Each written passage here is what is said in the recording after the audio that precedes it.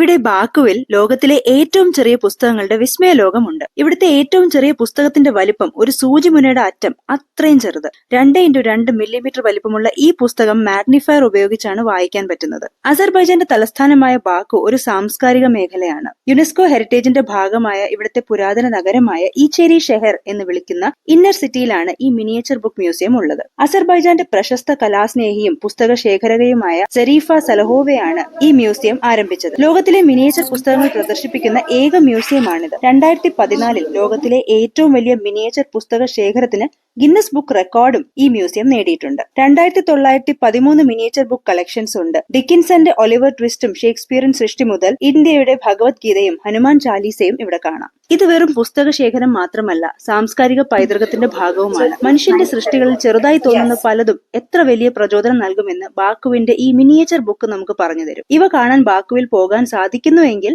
ഇച്ചേരി ഷെഹറിലെ ഈ മ്യൂസിയം സന്ദർശിക്കാൻ മറക്കരുത്.